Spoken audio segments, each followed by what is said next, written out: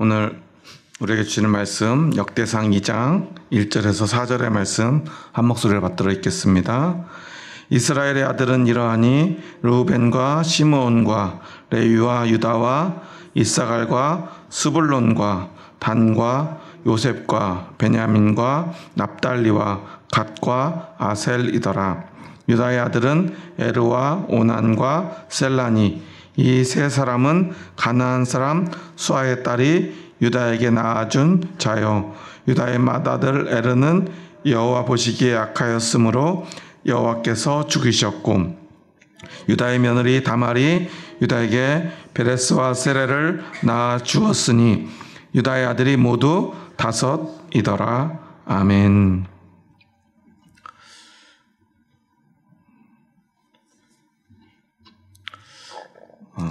우리는 지난 시간 역대상 1장에서 아담에서 아브라함까지, 그리고 아브라함으로부터 시작된 그 믿음의 여정, 특별히 믿음의 계보를 잊지 못한 에서와 같은 자녀들의 모습들 속에서도 여전히 세상의 축복은, 세상에 또한 많은 힘과 부와 또한 그것들을 바탕으로 한 나라들을 세우는 일들은 이루어졌지만, 그럼에도 불구하고 그 속에 진짜 축복이 하나님의 함께 하심과 하나님이 선택한 백성으로서의 삶은 없었음을 우리는 생각해 보았습니다. 그렇게 에돔을 세운 에서의 후손들에 대한 이야기가 1장 후반부에 나오고요. 그리고 이제 비로소 이제 그의 아우인 야곱. 그런데 여기서는 야곱이라 하지 않고 이스라엘이라는 이름을 사용하는 이유가 있다고 그랬죠. 왜냐하면 역대기는 바벨론 포로에서 돌아온 이스라엘 백성들에게 우리가 누구인가 하는 것을 분명히 가르쳐 주시기 위해서 우리에게 주신 하나님의 말씀임을 우리가 생각하면서 이 말씀들 하나하나들 단어 하나, 이름 하나도 새겨보아야 된다는 뜻입니다. 형의 장자권을 빼앗은 야곱이 아니라 세상에서 하나님을 가장 소중히 여기는, 그래서 자신의 인생을 송두리째 바칠 만큼 하나님을 중요하게 여겼던, 그래서 하나님께 이스라엘이라는 이름을 받은 야곱, 즉 이스라엘의 역사이지 야곱의 역사가 아니라는 사실이에요. 그리고 그 말 속, 그 이야기 속에 담겨 있듯이 이스라엘은 그가 에서보다 특별히 더 뛰어났기 때문도, 더 정직했기 때문도,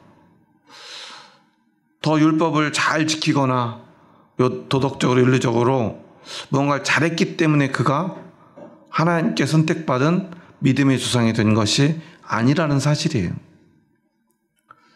사실 야곱이 이스라엘이라는 이름을 받을 때 그들에겐 율법조차 없었습니다. 무엇을 해야 잘하는지 못하는지 기준이 있어야 잘하고 못하고가 있지 않겠습니까? 그런데 이스라엘이라는 이름을 받은 야곱이 한 일은요, 그저 형의 장자권을 가로챈 것밖에 없어요. 그리고는 그냥 떠돌이 생활하는 게 전부입니다. 후에 다시 돌아오지만 그의 삶이 그렇게 평탄치만은 않아요. 후에 아들들의 문제로 그리고 기근으로 애굽에 갔을 때도, 그래서 그는 자신의 삶에 대해서 험악한 인생을 살았다라고 고백하지요. 그리고 그에게는 12아들이 있습니다. 그 12아들은 12지파가 되는데, 12아들 중에 제일 큰 아들은 누구죠? 르우벤입니다. 그런데 오늘 이스라엘의 아들들이 나오고 그 아들들 가운데 첫째 아들인 르우벤부터 어떤 이야기를 이어가는 것이 아니라 갑자기 유다에 대한 이야기를 해요. 왜 그러죠? 이유는 하나예요. 지금 이 역대기가 기록된 이유, 우리가 누구인가? 이 하나님의 약속은, 하나님의 은혜는 하나님의 선택과 하나님의 은혜로 이어지고 있다는 것을 우리에게 보여주고 말하고 있는 거예요. 예수님은 이스라엘에서 큰아들 르우벤이 아닌 왜 유다가 선택됐는지 도무지 알 수 없는 그 유다로 이어지고요. 그리고 그 유다의 후손인 다윗으로 이어지고요. 다윗의 아들들은 수많은 잘못을 저지르지만 하나님이 그 왕권을 지켜주셨고요. 그리고 이 유다와 다윗의 후손에서 반드시 메시아, 하나님의 약속의 아들이, 구원자가 태어날 것을 그들은 믿었기에, 분명히 이 말씀이 기록될 땐 아직 유다의 후손에서 예수님이 태어나지 않았을 때인데도 그들에게는 그 약속을 믿는 믿음을 가지고 이 성경을 기록할 때 르우벤도 시므온도 나중에 결국은 그들이 애굽에 정착하게 만든 가장 큰 공로를 가진 요셉도 아닌 유다에 대한 이야기를 먼저 기록합니다. 그런데 그 기록의 내용이 참 놀라워요. 유다에겐 아들이 셋 있죠. 에르와 오난과 셀라입니다. 그런데 그에게 며느리는 한 명밖에 없어요. 첫째 아들 에르와 결혼한 그 며느리 다말입니다. 그런데 그 아들이 하나님 앞에서 악을 행해서 하나님 앞에 죽임을 당해요. 그러면 그들의 이제 법에 따라서 그 동생이 형을 대신해서 형의 아내로 하여금 아들을 낳을 수 있도록 해야 돼요. 동생과 결혼을 해야 돼요. 그런데 그게 뭔가 못마땅했나 봐요. 그 동생도 그 형수와의 동침을 거절하고요. 죄를 짓습니다. 그러니까 하나님이 또 그도 죽여요. 그러니까 유다는 두려운 마음이 생겨요. 그 셋째를 이 며느리에게 주지 않아요. 물론 너무 어리기도 했어요. 그때 다말은요, 시아버지인 유다를 유혹해서요, 창녀로 분장하고 그와 동침을 합니다. 그렇게 태어난 아들이 바로 베레스와 세라입니다. 그래서 유다는 가나안 사람인 수아라고 하는 여자로부터 아들 셋을 낳고요, 며느리인 다말로부터 아들을 둘을 낳아서 그 아들이 모두 5이라고 성경은 기록하고 있어요.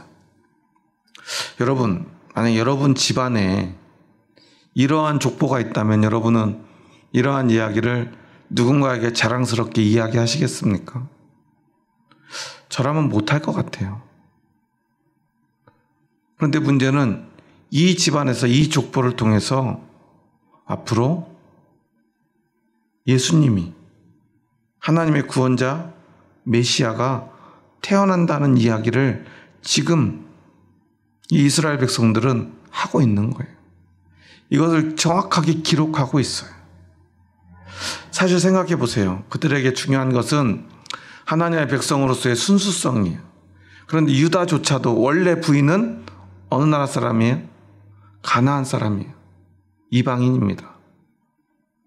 그리고 그 며느리가 한 행동들을 보면요, 도무지 이해할 수가 없는 행동을 해요. 자식을 낳는 것 참 중요하겠지만 아무리 생각해도 이걸 어떻게 우리가 납득할 수 있습니까?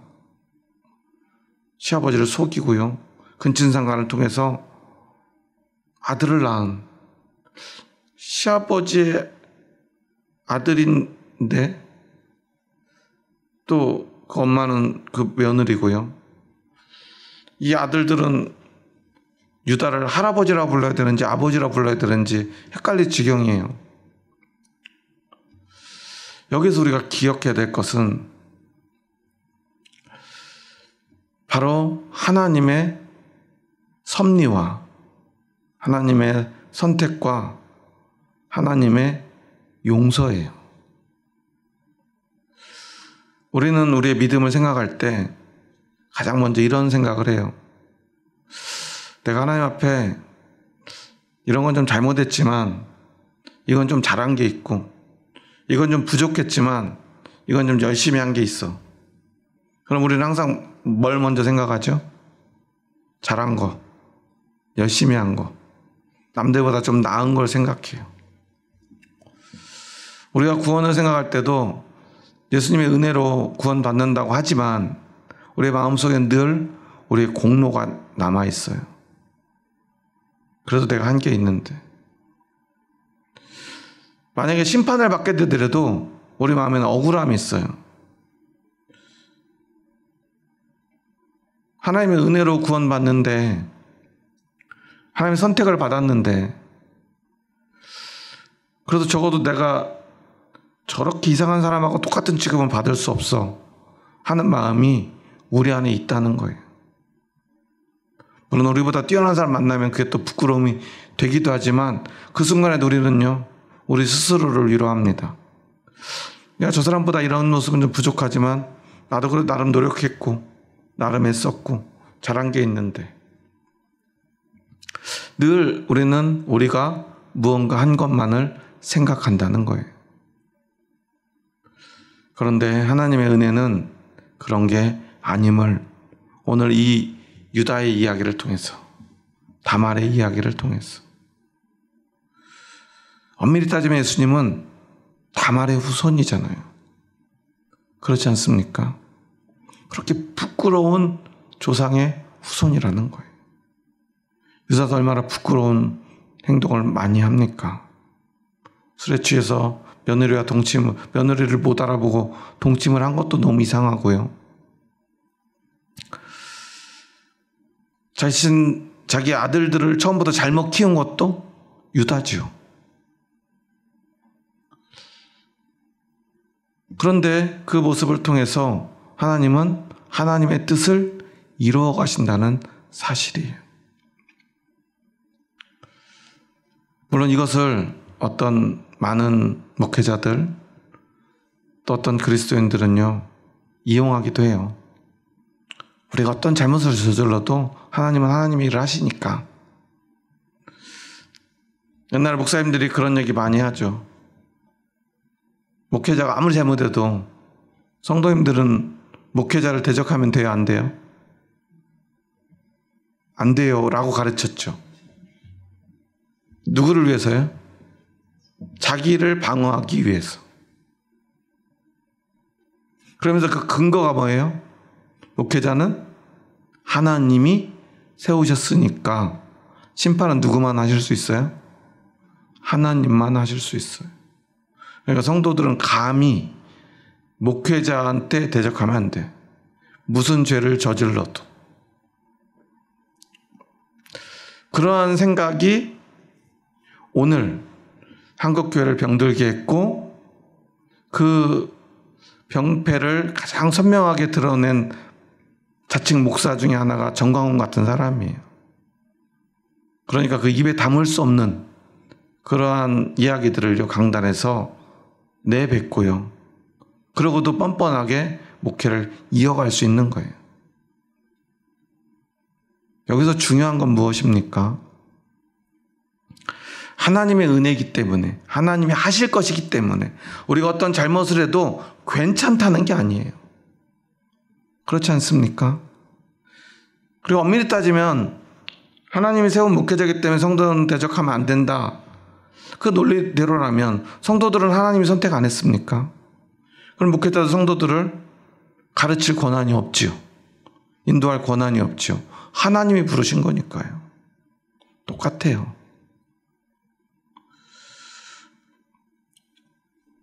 진짜 중요한 것은 무엇인가를 우리가 알아야 돼요. 이 말씀에서, 이 유다의 이야기에서, 이 족보 가운데 이 부끄러운 족보들의 이야기 속에서 라합도 다말도 그리고 심지어 다윗조차도 그에게는 너무나 부끄러운 일들이 있죠. 하지만 우리가 알 수 없는 이유로 하나님이 그들을 그리고 우리를 선택하셨다는 그 사실. 그 사실 속에서 우리가 고백해야 될 건요. 하나님이 나의 공로 때문에 나를 선택하신 것이 아니라는 것. 그렇다면 우리가 내가 잘한 게 없는데도 하나님이 나를 용서하시고 선택하셨다면 우리는 무엇을 해야 됩니까? 우리가 해야 될 건 뭐예요? 뻔뻔한 모습으로 어차피 하나님이 하실 거니까 난 아무렇게나 살아도 돼? 는 당연히 아니겠지요. 또는 난 아무것도 한 게 없으니까 그냥 하나님 저를 빨리 포기하세요. 전 안 됩니다. 라고 하는 것입니까? 그것도 아니겠지요. 중요한 건 우리가 부끄럽지만 하나님의 선택을 받아들이는 거예요. 여기서 받아들인다는 건 뭐냐면요. 가장 먼저 우리의 부끄러움을 인정하는 거고요. 부끄러움을 인정한 후에는요. 주님 앞에서 돌이키는 것이고요. 돌이킨 후에는요. 하나님께 감사하는 것이고요. 감사하며 하나님이 왜 선택했는지 도저히 납득할 수 없지만 하나님이 선택하신 그 섭리, 하나님의 선택이 무엇 때문인지 내가 다 이해할 수 없을지라도 우리는 그것을 믿고 따르는 것입니다. 우리가 할 수 있는 것은 그거밖에 없어요. 그거면 충분하다는 거예요. 그런데 이상하게 우리는요, 그 어느 것도 하지 않으려고 하는 모습이 너무나 많이 나타나요.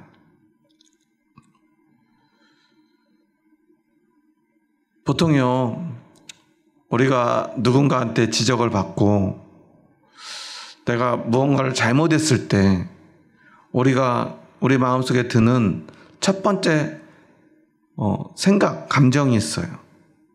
그게 뭐냐면 어떤 회사에서나 아니면 어디서 일을 하다가 난 열심히 하고 있는데 갑자기 뭔가 잘못됐어요. 대부분 어떤 일이 잘못될 때 어떻게 되죠?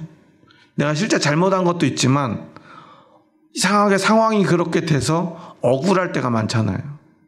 그렇지 않습니까? 그런데 모든 책임이 나한테 돌아와요. 나는 크게 잘못한 게 없는데. 물론 결과적으로 잘못되었어요, 일이. 그때 우리는요, 제일 먼저 억울한 마음이 들어요.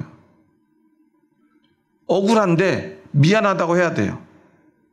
그럴 때 우리의 말과 표정이 어떻게 나오죠? 말은 뭐라고 나와요? 미안하다고 그래요. 표정은 어떻게 나와요? 억울해요. 미안하지가 않아요. 왜냐하면 상황은 내가 미안해요. 그런데 내가 마음은 억울해요. 그러면 진짜 미안함이 표현될 수 있습니까? 안 되죠. 그때 우리는요, 말로만 미안하다고 하면서요, 계속 억울해요. 그럼 상대방이 그러겠죠. 진짜 미안한 거 맞냐고. 그럼 미안하다고 하지 않았냐고 그래요. 싸움이 나죠. 더 큰 책임을 묻게 돼요. 더 큰 책임을 져야 돼요. 그런데 문제는 그 태도가 우리가 하나님 앞에서도 그대로 나타난다는 거예요.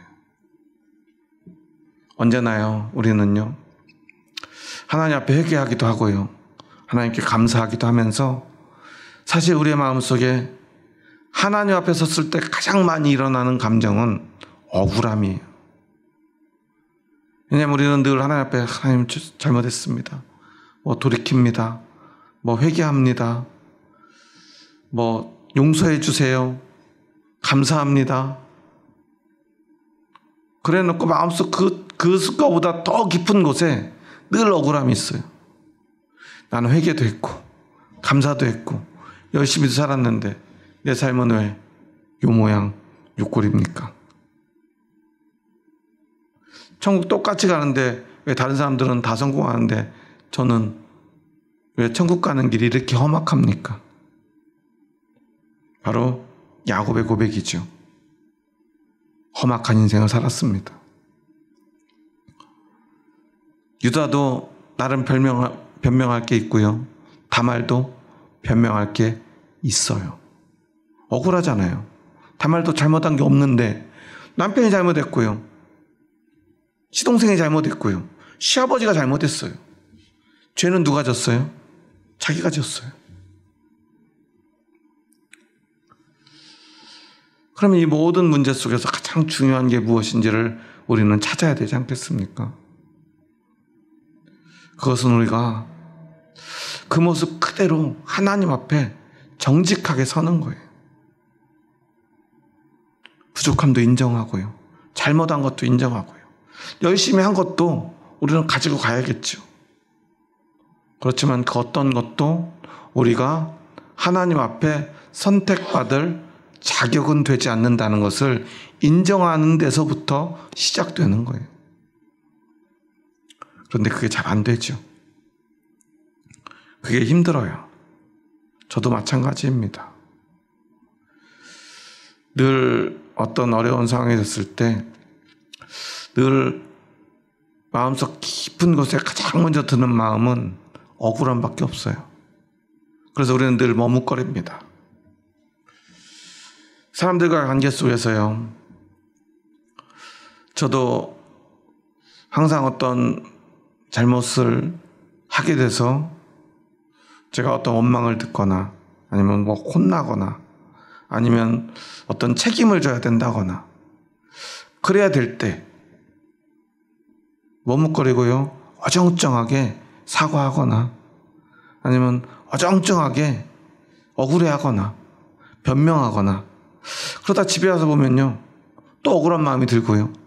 또 때로는요. 그때 이렇게 말할 걸 저렇게 말할 걸 후회가 되기도 해요. 진짜 무엇을 어떻게 해야 될지 잘 모른다는 거예요. 그런데 진짜 중요한 것을 우리가 알면 그 모든 상황 속에서 우리가 무엇을 해야 되는지 분명히 알 수 있는데 대부분의 사람들은요. 그것을 모른 채 나이를 먹어갑니다.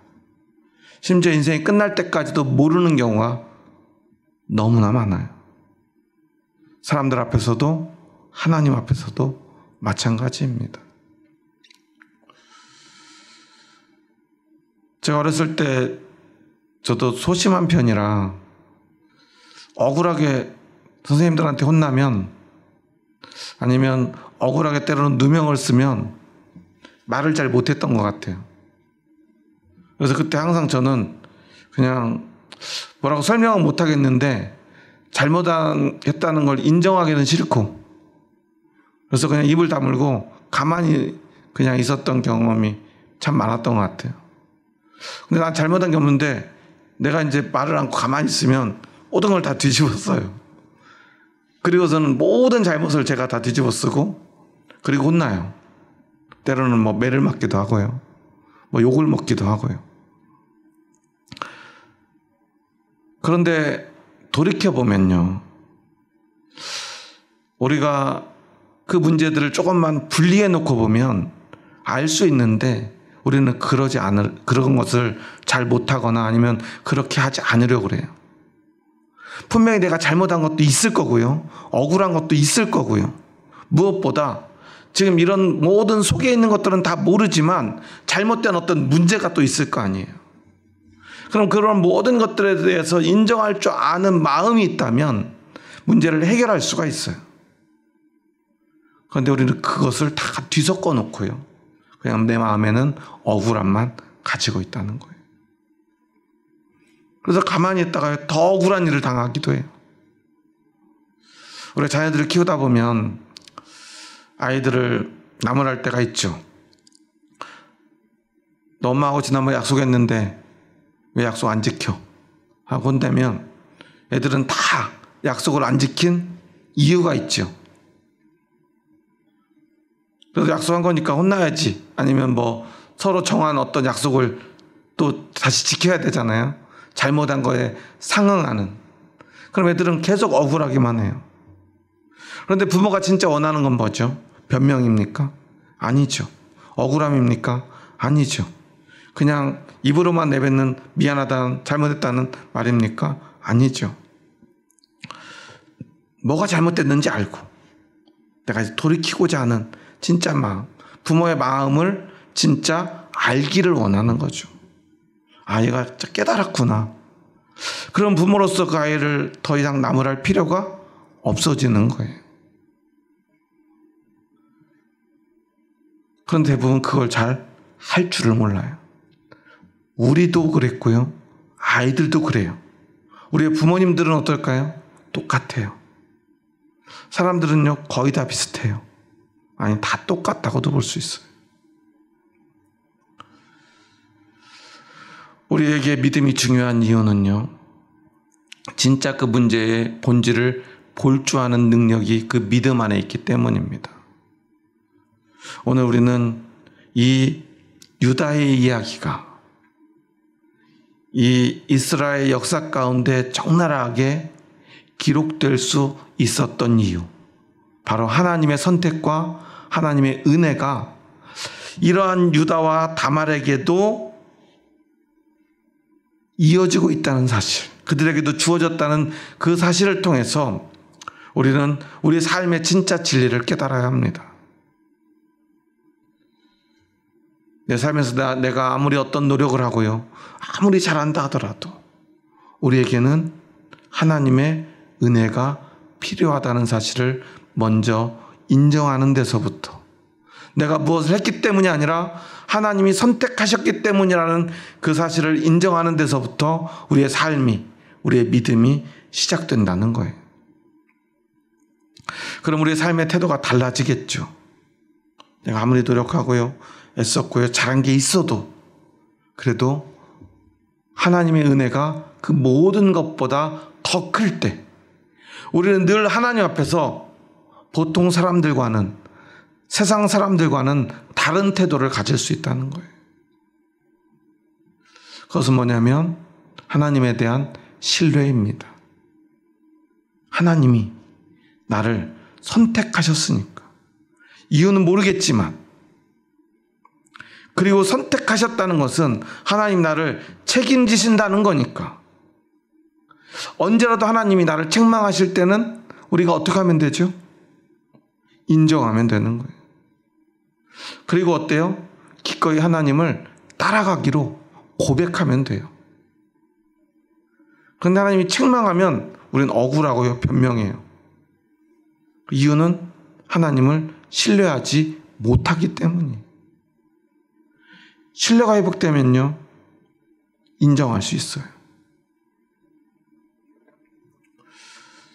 제가 예전에 군생활할 때 이제 선임병들이 이제 고참이라고 보통 하는데, 고참이 이등병 신병으로 가면 다 고참이잖아요.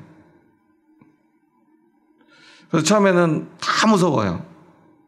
근데 한 달, 두 달, 6개월, 1년 이렇게 지나니까요, 똑같은 고참이라도요, 사람들이 좀 나뉘어요.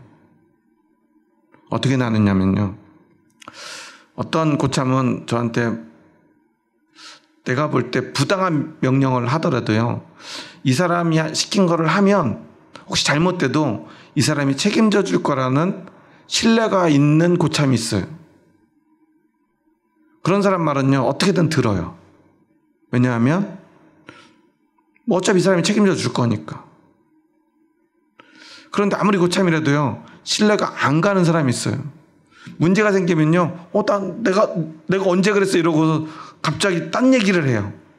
이런 게 한 번, 두 번 쌓이면요, 그 사람이 지시를 하면 한 번 확인하고요, 분명하냐고 물어봐요. 제가 납득할 만하면 그냥 하지만, 제가 볼 때 석연치 않으면 여러 번 물어봅니다. 확실한지.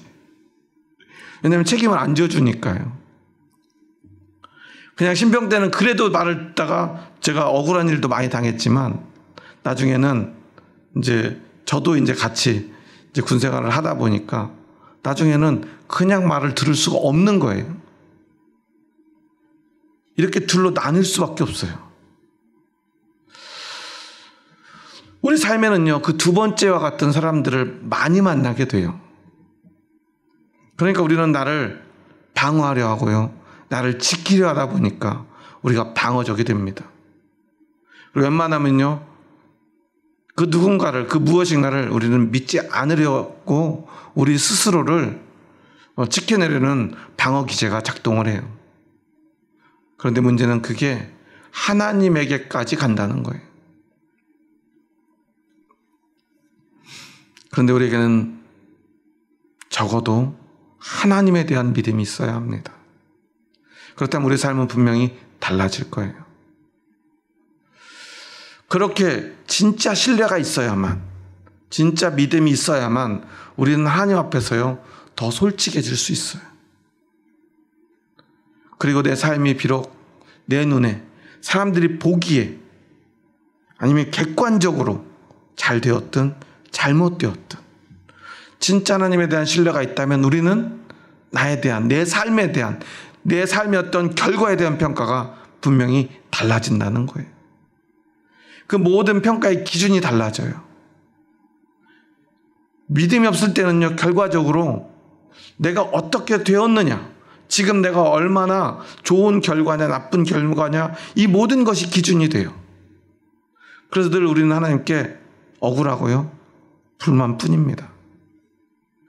그런데 진짜 하나님만을 완전히 신뢰할 수 있다면 우리는 더 이상 어떤 결과가 아니라 하나님이 나를 선택하셨다는 그 사실, 하나님이 지금 나와 함께 하신다는 그 사실, 그리고 지금 내 삶의 결과가 하나님이 나에게 주신 것이라는 그 신뢰, 오직 그것만을 우리는 붙들고 살아갈 수 있게 되는 거예요.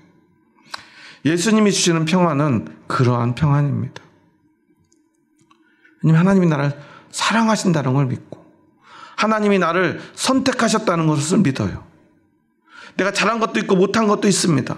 우리는 공정한 평가를 받기를 원해요. 그런데 우리가 진짜 원하는 것은 무엇일까요?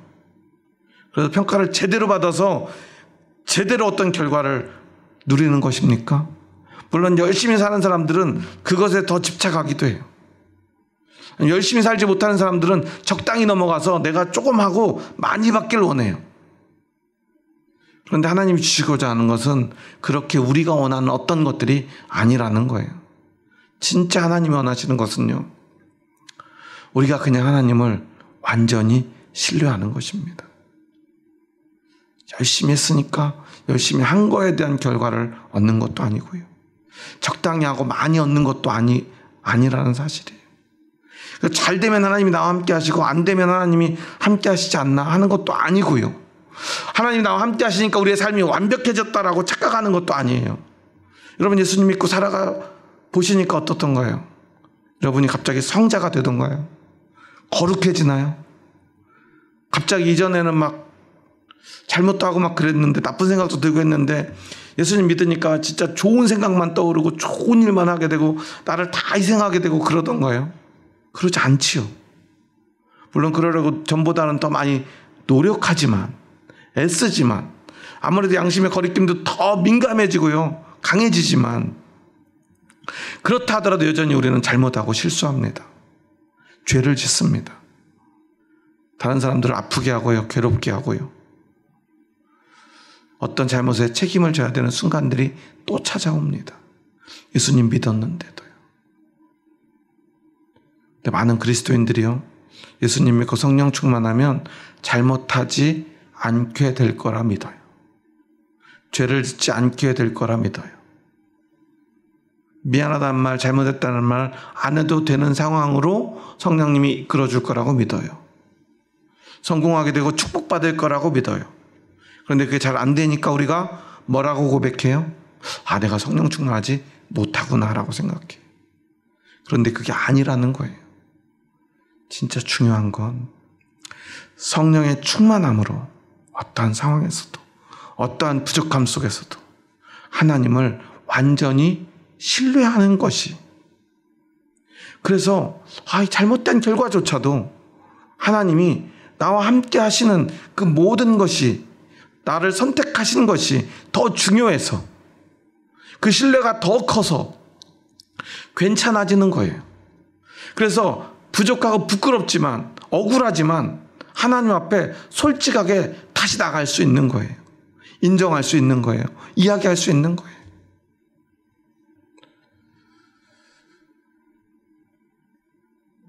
그런데 우리가 많은 경우에 그러지 못하죠. 우리의 모습을 오늘 다시 한번 돌아봤으면 좋겠습니다. 하나님이 주신 은혜의 의미가 무엇인가를 말이죠. 여러분의 삶은 어떻습니까? 완전하십니까? 얼마나 세상 사람들보다 열심히 성실히 사셨습니까? 얼마나 잘 사셨습니까? 그래서 그 결과가 얼마나 좋으십니까? 하지만 중요한 것은 그게 아니라는 것을 우리가 인정하는 데서부터 시작됩니다. 우리의 부족함을 인정하고요. 그런데 하나님이 나를 선택하셨다는 것을 우리가 또 인정하고요. 우리가 완전히 신뢰할 수밖에 없는 하나님이 나를 선택하셨다면 하나님은 반드시 그 선택에 책임지신다는 사실을 우리는 믿고요. 하나님께 내 삶의 전부를 맡기는 거예요. 그래서 하나님과 뭔가 불편한 상황일 때 우리가 어떻게 해야 될지를 우리는 생각해야 돼요. 저는 과거에 그걸 잘 못해서 예를 들어서 억울하게 선생님한테 책망을 들어야 될 때 어떻게 할지 어정쩡하게 몰라서 가만히 있다 더 혼나고요. 선생님 마음을 더 아프게 하고요. 힘들게 했던 것 같아요. 마치 나중에 선생님하고 얘기를 해보니까요. 난 네가 잘못해놓고 나한테 화난 줄 알았어. 그렇게 얘기를 하시는 거예요. 저는 내가 뭔가 잘못했는데 미안하긴 한데 억울하기도 한데 그래도 잘못한 건 알긴 아는데 어떻게 해야 될지 몰라서 가만히 있었던 건데 나중에 알고 보니까 선생님은 제가 잘못도 인정하지 않고 화난 줄 알았대요. 가만히 있으니까. 그러니까 선생님 더 화가 났대요. 자기가 너무 심하게 혼냈다고 말씀하시는데 나는 분명히 그때 내가 잘못한 걸 인정하고 잘못했다고 한 것 같은데 선생님은 전혀 그렇게 느끼지 않았던 거예요. 거기서 문제가 뭐냐면 내가 선생님에 대한 신뢰 또 하나의 그 마음 그 상황들을 인정하지 못했다는 사실이에요. 그러니까 억울하기만 한 거죠. 어떻게 할지 모르겠는 거죠. 그런데 우리가 진짜 인정하면요 신뢰하면요 어떻게 할까요? 잘못했지만 더 가까이 나아갈 수 있어요. 가만히 있거나 뒤로 움츠러들지 않을 수 있어요. 근데 그 모습이 제 신앙에도 그대로 드러났던 것 같아요. 어떤 날은 주일이 됐는데 교회 가기 싫어요. 왜 그럴까요? 이번 주는 좀 뭔가 찜찜하게 살았어요. 하나님 앞에 뭔가 부끄러워요. 그럼 교회 가기가 싫어지는 거예요. 왜냐하면 하나님은 나를 다 보고 계신다니까. 다 아신다니까. 더 힘든 거예요. 우리가 신앙을 잘 생각해 봐야 돼요. 하나님이 우리의 모든 걸 아시는 게 우리에게 그냥 기쁨이 될 수는 없어요. 우리는 부끄럽잖아요. 잘못한 게 얼마나 많습니까? 더군다나 사춘기 시절 이런 때 생각해 보면요. 하나님 앞에 매주 부끄러웠던 것 같아요. 그리고 교회 가는 게 맨날 힘들었어요. 하나님 앞에 잘못했다고 하는 것도 한두 번이죠. 죄송하다고 용서해달라고 하는 것도 한두 번이죠. 이 정도면 내가 좀 바뀌어야 되는데 안 바뀌어요. 그러니까 계속 회개하다가 나중에 교회 가기 싫어지는 거예요. 하나님 앞에 기도하기도 싫어져요. 부끄러우니까요. 그러면서도 마음속에 깊은 곳에 또 억울해요. 그래도 제가 잘못했지만 쟤보단 좀 낫거든요. 내가 열심히 못했지만 쟤보단 열심히 했거든요. 그러니까 계속 하나님과의 거리가 멀어지는 거예요. 하나님이 원하는 건 뭐죠? 잘하는 것입니까? 아니죠. 하나님께 가까이 나아가는 거예요. 잘못했다고 하는 것도 잘못했다고만 하는 게 아니라 어떻게 하고 잘못했다고 그래야 돼요? 하나님께 더 가까이 가서 잘못했다고 하는 거예요. 그게 회개예요. 세상이 사탄이 우리에게 주는 것은 뭐냐면 정죄예요. 우리를 사탄은요 끊임없이 밀어내요. 어디로 밀어내냐면 사망으로 밀어내요. 사망의 구렁텅이로 우리를 끝까지 밀어내요. 거기서 영원히 죽도록. 하나님은요 그 구렁텅이에 빠진 우리들도요, 끝까지 살려내요. 하지만 거기에는 믿음과 회개가 필요해요. 그 차이를 우리가 알아야 돼요. 나를 정죄해서 하나님으로부터 멀어지게 만드는 게 아니에요. 진짜 회개는요, 그 부끄러운 모습을 가지고 하나님께 더 가까이 나아가는 거예요. 그게 하나님의 마음을 헤아리는 거예요. 가족 간에도요, 형제 간에도, 부모 자식 간에도요, 제일 중요한 건 그 마음을 아는 거예요. 이제 자녀를 많이 낳아서 키우신 분들은 그런 마음을 아마 잘 아실 텐데, 아이들 혼날 때 너 죽어봐라 하고 혼내는 부모는 없지 않겠습니까? 잘 되라고. 근데 애들이 제일 싫어하는 말이 그거라고 하잖아요. 내가 너 잘 되라고 하는 말이야. 그런데 그게 사실이잖아요. 부모가 왜 그 말을 하죠? 내가 잘 되라고 혼낸다는 사실을 얘가 모르니까 누가 얘기해요? 그 말을, 마음을 내 입으로 내가 얘기하는 거예요. 그 마음을 알아주는 자식이 있다면 그 말을 부모가 할까요? 안 할까요? 안 해요. 할 필요가 없죠. 혼냈는데요, 문 걸어 잠그고 들어가지 않고 어떻게 해요? 문 열고 나와서 내 손잡고 엄마 잘못했어요. 그런데 그 자식을 혼낼 부모가 어디 있겠습니까? 도망가고요, 문 걸어 잠그고요, 안 나오니까 더 혼내는 거 아닙니까? 하나님의 마음이 바로 그거예요. 생각을 해보세요. 거룩하신 공의로운 하나님 앞에 유다와 다말의 모습이 얼마나 부끄럽고 더럽습니까? 그런데 하나님은요, 그런 그를 선택해서요, 야, 나는 너를 선택했고 너를 사용하고 너를 사랑해. 너를 통해서 내가 나의 일을 이룰 거예요.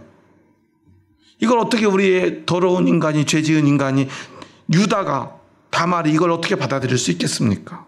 하지만 믿음은 그것을 받아들이는 거예요. 하나님 진짜죠. 하나님 진짜 나를 용서하시는 거죠. 나를 선택하신 거죠. 나를 사용하시는 거죠. 나 부끄럽지만 하나님 앞에 나아가겠습니다. 야곱이 이스라엘이라는 이름을 받은 이유도 바로 그런 거예요. 생각해 보세요. 어머니와 짜고 형과 아버지를 속여서 장자의 권리를 받았어요. 그게 무슨 집문서도 땅문서도 아니지 않습니까? 그걸로 보장받을 수 있는 거 아무것도 없지만 어쨌거나 그가 한 일은요, 장자의 권한, 하나님이 주시는 장자의 권한, 아버지로부터 받는 권한을 받는 거, 우리는 그것만 얘기하는데요, 실제로 야곱이라고 하는 사람이 한 행동은요, 오직 하나예요. 조직적으로 가족을 속이고요, 사기를 친 거예요.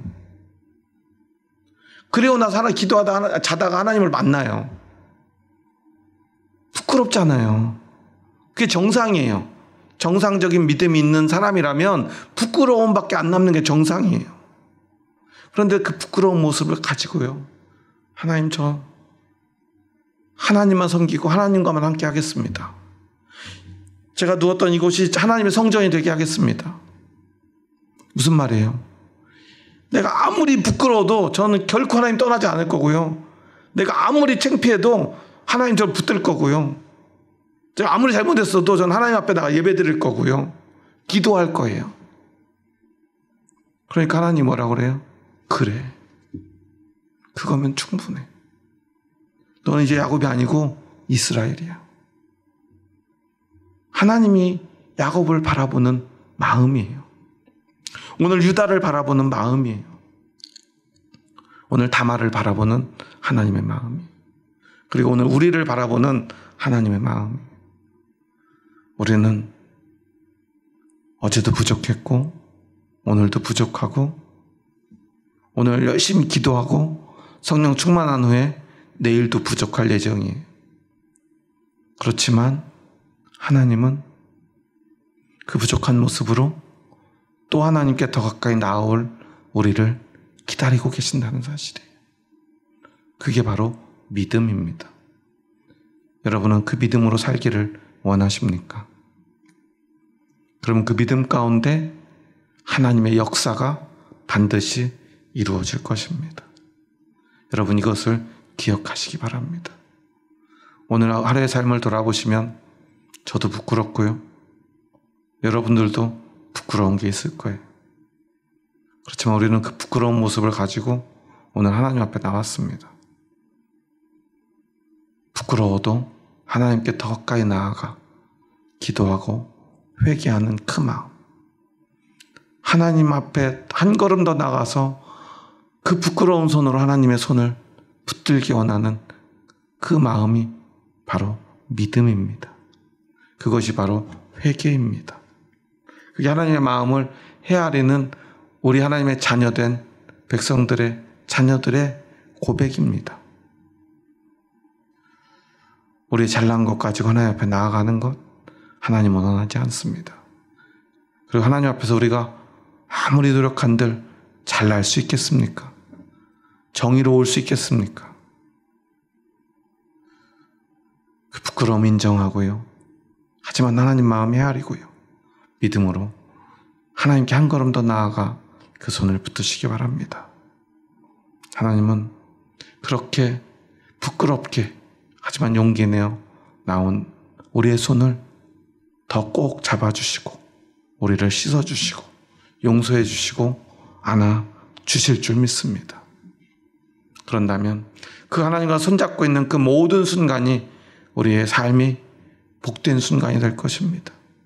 때론 내 마음대로 내 뜻대로 안 돼도, 사람들 앞에 너무나 부끄러워도, 너무나 가난해도, 너무나 실패했어도 그 모든 순간에 하나님이 나와 함께 하심을 우리는 보게 될 것입니다.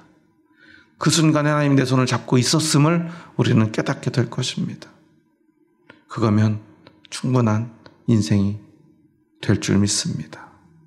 그것이 바로 믿음이 우리에게 주는 축복임을 기억하는 저와 여러분 될 수 있기를 주님의 이름으로 축원합니다. 기도하시겠습니다. 하나님 감사합니다.